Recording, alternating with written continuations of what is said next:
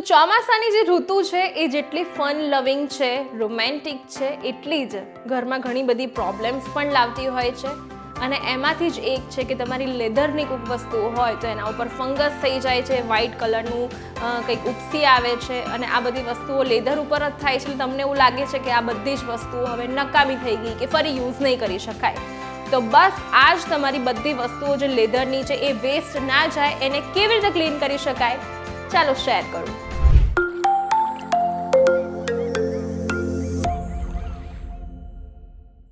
So hello guys and girls, VTVGujarati.com પરથી હું છું બંસરી શાહ. લેધરની વસ્તુઓ, એમાં પણ લેધરનું પર્સ, લેધરના ફૂટવેર્સ, લેધરના શૂઝ બધાની પાસે હોય અને પહેરવા પણ એટલા જ ગમે.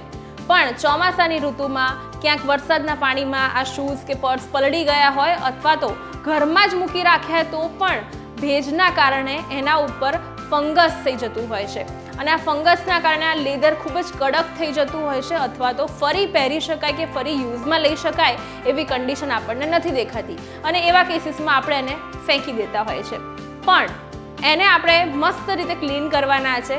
ક્લીન કરવા માટે શું લેવાનું છે, તો એક નાનકડું વાડકી જેવી હોય, બાઉલ કે વાડકી, એમાં થોડુંક વ્હાઇટ વિનેગર લેવાનું છે, અને જે કોટન હોય, રૂ જે હોય એનું થોડુંક સ્વોબ લઈ લેવાનું છે, એટલે કોટન બોલ લઈ લેવાનો છે, અને વિનેગરમાં ડીપ કરવાનું છે, અને તમારા જે પર્સ કે શૂઝ ક્યાંય પણ આવો ફંગસ જેવો વ્હાઇટ ભાગ થઈ ગયો હોય એને સરસ મજાનો ક્લીન કરી લેવાનો છે. રૂથી એને સરસ મજાનો ક્લીન કરી લેવાનો છે. એકવાર ક્લીન થઈ જાય એટલે એને 1 થી 2 કલાક સરસ તડકો અત્યારે નીકળે છે એમાં મૂકી દેવાનું છે. 1-2 કલાક તડકામાં તપી જશે એટલે આ તમારે જે પણ લેધરમાં ફંગસ આવી ગયા છે એ સાફ થઈ ગયા હશે.